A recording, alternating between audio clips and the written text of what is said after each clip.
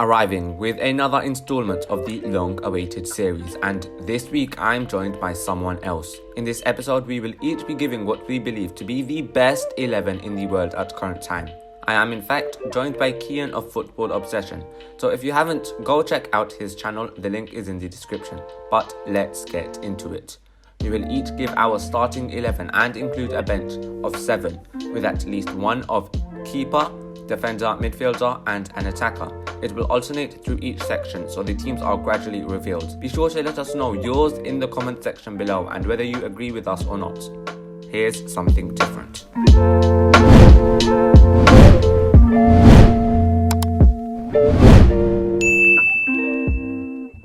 My team is going to be somewhat attacking with a 4-2-4 formation, and we start in goal, where there were a few options, but I'd have to say Cian or Black. He makes being a keeper look easy, and is one of the main reasons as to why Atletico Madrid won the league last season.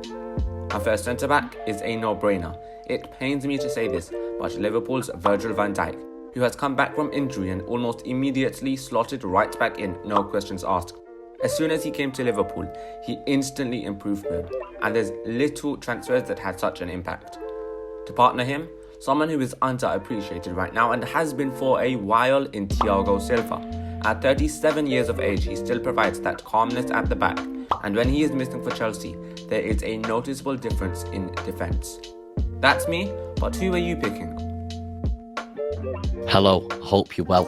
Now for me, I know you said Cian or Black, but I would have to say for the goalkeeper, it would have to be David De Gea. Now, he's been off form, I would say, during the 2018 to 2019 season. However, from Project Restart to coming now, all the way, I think he's got back to his best. And I think he's currently the best goalkeeper in the world. I do. And I know that could be controversial to say. However, I do, mate. I do think that. For my two centre-backs, I've actually gone with, and it pains me to say it as you use them exact words too, Virgil van Dijk. Now, I take the mantra with my channel, I don't like to praise any Scousers or any Leeds players or City players. I don't really like to do that, only if I really, really have to. But you can tell Liverpool are so much better with him than without him. He's a force at the back, an absolute leader, something that we are lacking in. So I would have to go with Virgil van Dijk, and I would also have to go with, I would say, the most underrated player in the world right now, and that is Antonio Rudigo.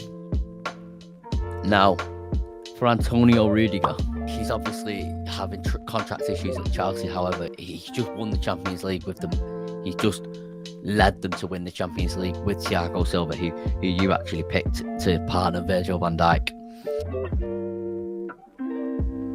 Straight into the fullbacks, and I have to say there are some pretty good picks. The likes of João Cancelo, who can play both right and left back, came to mind, and so did names like Alphonso Davies and Kyle Walker. But again, and reluctantly, I would have the Liverpool pairing in Trent Alexander-Arnold on the right and Andy Robertson on the left. The latter may not be having the greatest of starts this season, but to me, he epitomizes the modern day fullback, defensively astute and perfectly capable of going forward too. Trent really speaks for himself, with his defensive abilities certainly under question. I think he receives far too much criticism on that part, as he is a system player and works incredibly well under Klopp. Now, for my fullbacks, I would actually go with Trent Alexander-Arnold, and it pains me to say it as well. Jesus, I wish we had a player like Trent Alexander-Arnold at Manchester United. Unbelievable.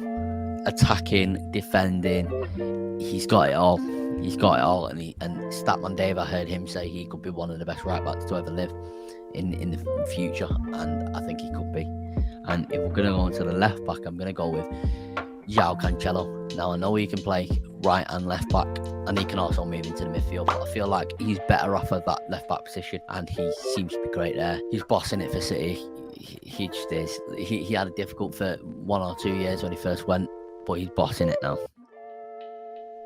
Into the midfield, and I have gone with a duo that are arguably the best in the business.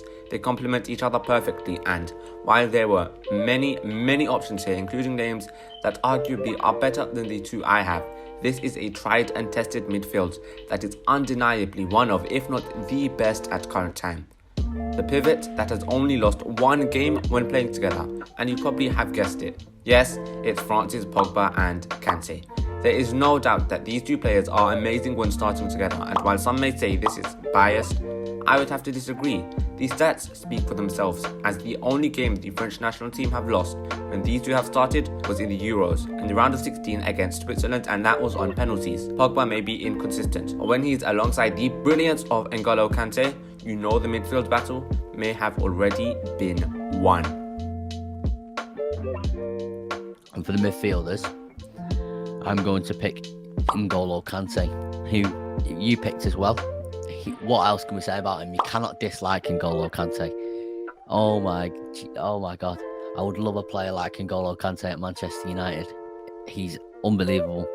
And he's a holding midfielder, which is what we need. And what a player. What a man. What a smile that man has as well. And for the central midfield position, to partner Kante, I would go with his club teammate in Jorginho. Now, I know it's controversial to say, but he's really good, Jorginho. He can control the tempo, control the pace of the game. He can do all that. And he's more consistent than the player who you picked, in my opinion. Pogba, he's more consistent than Pogba, in my opinion. And it is about consistency. It is about performing consistently for your team and leading your team to win things like the Champions League final and being the top scorer in that season as well.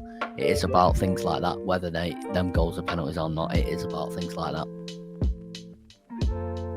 That Jorginho pick is a bit iffy, but I can see why you picked it. To the forwards, and I have two strikers, a right winger and a left winger. An attacking team, but I think my defence makes up for that. To start off with, the obvious pick with Lionel Messi on the right. The man who is arguably the greatest of all time, and his creativity from the right or even centrally is something that will be needed for my two number 9s up top. I was torn here between three options. The candidates were Lewandowski, Ronaldo or Benzema, but I think the consistency of the first two gave them the edge, so I did in fact go with the Bayern Munich striker alongside Cristiano Ronaldo. Two foxes in the box almost guarantees you goals each game. You could argue that they are of similar qualities and may not work well together, but I disagree. You only have to look at the Galacticos of the past to see. That leaves my left wing, and there were varying choices. Obviously, the name that came to mind was Neymar Jr, but I have not gone for him. With the front three so far lacking that little bit of pace, I have gone for Kylian Mbappe on the left, injecting some speed into the side. And we have already seen what Pogba and Mbappe can do together with France. Four absolute amazing footballers. How about yours, Cian? Now for the striker position, I've gone with someone who pretty much everyone will go with in the top 11 in world football right now, and that's Robert Lewandowski. This man I think he's 31 years old, and he's getting better with age. How do you get better with age? This man is defying logic. He's getting better with age, and what a player. He's banging the goals in consistently. I would say the team that he led to win the Champions League final in 2020, 2020, after Project Restart and things like that, just after lockdown, I would say that was one of the best teams I've ever witnessed. Personally. I'm 19, and I would say it was an unbelievable team with Alphonso Davies, you've got Goretzka, you've got Robert Lewandowski, you've got Manuel Neuer, you've got an absolute world-class team there, and it was amazing, and he is an amazing player. Imagine how different his career would have been if he'd have gone to Blackburn. And for the other striker position, I've gone with Cristiano Ronaldo. Now, I know there's a debate to be had still, Ronaldo, Messi, but Ronaldo has become the top scorer in world football history over the past few months, I think 3 or 4 months, and that is an achievement which currently can't be topped. No one else is going to get near that. I don't think anyone can possibly get near that unless they reach even better than Ronaldo and Messi's numbers for a certain amount of years, which is very, very unlikely. For the right forward position / right wing position, and it's difficult for me to say because what a player he is. And I know that Egypt's struggling in the African Cup of Nations currently as this is being recorded. But Mohamed Salah, what a player. Jurgen Klopp has turned him into a genius, hasn't he? He can play anywhere off that front three, and he's a great team player. I pray that he doesn't sign his contract at Liverpool, and I'm sure you're praying that too. But what a player he is. There's not much more I really would like to say other than what a player. Just a great player. He can cut in, he can do this, he can do that, he can score long range goals, he can score penalties, he can score tap-ins, he can do everything. He can dribble. I do feel like the current, pretty much every single time he scores a wonder goal, we're always hearing from the pundits that is the best goal I've ever seen, things like that. We heard from Gary Neville when he scored that goal against City. Obviously against Watford this season, and we heard from Gary Neville, that was one of the best goals I've ever seen, or something like that. And then it just, let's not overhype him to that standard, but what a player. He probably deserved the Ballon d'Or, maybe. And for the left wing position, I'm going to go with someone who I doubted a lot, and that is Vinicius Jr. Now, Vinicius Jr. has gone from having low confidence, not having really a good end product, struggling at a Real Madrid side, which isn't the best ever Real Madrid side by any stretch of the imagination, to producing elite numbers alongside Karim Benzema, and to produce elite numbers against, I think he scored against Barcelona. I'm not sure the score of that game, but I think he scored against Barcelona, and what a player. There is current debates being had as to whether Vinicius Jr. is better than Marcus Rashford. And Marcus Rashford is my current favourite player in world football right now. So I'm not going to say that. But I would argue that Vinicius Jr. can be world class, and by world class in my criteria is either top 10 in that respective position or top 5 in that respective position. For the sake of argument in this situation, I'm going to say top 10 in that position, and elite is top 5 in that respective position. It's great to see him progressing and things like that. The bench for me was a difficult one, but I'll go through it quickly. In goal, maybe a little biased, but David De Gea, a man who went through a bit of a rough patch but has come back stronger, and no one can deny that minus probably a season, he has been the most consistent keeper over the past decade. Not one season, not two, probably about 10 or 11. One defender, 3 midfielders and 2 attackers for me, with the bench also having Marquinhos, the heir to Thiago Silva at PSG. Kimmich, who was very unlucky not to get in and could drop in at right back for me. Toni Kroos, a midfield great. Consistency is his middle name, and De Bruyne, another one that just didn't make the cut. My 2 forwards on the bench would be Benzema and Mohamed Salah, both just as good as the options in my team. But over to you, Cian. For the bench, I've gone with the 7 players that are also world class, but in just a little tier below, and possibly on par with some of the players I've chose. A little bit of bias has gone into my starting 11, a little bit of bias. Now, for the goalkeeper on the bench, I've gone with Alisson. Now, as much as I hate to say it about every rival player, Alisson is a great player, a great keeper. Yeah, he's done great with Liverpool, he's done great things. For the centre-back position, for the defensive position on the bench, I've gone with Marquinhos. One of the most underrated players in the world, I would say. And he has done great with PSG over a number of years, including getting to a Champions League final. Now, they've started to fall off a little bit in Europe, not in the league, but Marquinhos is a great player and arguably one of the top centre-backs in the world at this current time. For the midfielders, going with Kevin De Bruyne, who had a little bit of an off 2021. That it's arguable to say Bruno Fernandes was better than him in 2021, and I didn't even pick Bruno Fernandes from a starting 11. So I'm picking De Bruyne. What a player! He can pick a pass through the eye of a needle. He can do all this stuff. He can create. He can score goals. One of the top City players ever, I would say. But 2 slightly defensive mode midfielders, I would go with Kimmich and Kroos, 2 German teammates in a sense of German national teammates. And Kimmich, my God, what a player!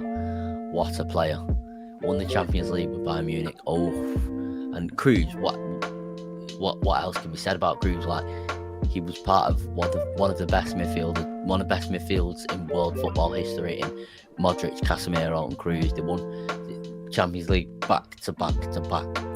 That is an achievement that is unbelievable, absolutely unbelievable. For the attacker position, I've gone with 2 players, including a youngster. But for the player who isn't a youngster, I've gone with Messi. Now, I picked Ronaldo over Messi, and that's a little bit of bias and purely for the amount of goals Ronaldo still scores for the starting 11. But I'm going to choose Messi. And for the youngster, although he's having a dip in form, like most United players are, I'm going to choose Mason Greenwood. I'm excited to see what Mason Greenwood can do when he goes into the striker position, into that number 9 wood as people call him. I'm very excited to see what he can do. And I just want to say to you, thank you for allowing me to come onto your video. The Master Football Fan, make sure everyone subscribes to him and make sure everyone checks more of his videos out. This video is just more to come from the Master Football Fan. Praise to what you're doing on your channel there, and thank you for inviting me. Those are mine and Cian's team, but let me know what yours is in the comment section below. Also tell me if mine and his team went head to head, who would win? Don't forget to check out the rest of my YouTube channel for more football content and check out Cian's. Check out his interview with Fabrizio Romano that he did recently. It's a great watch. But until next time, goodbye.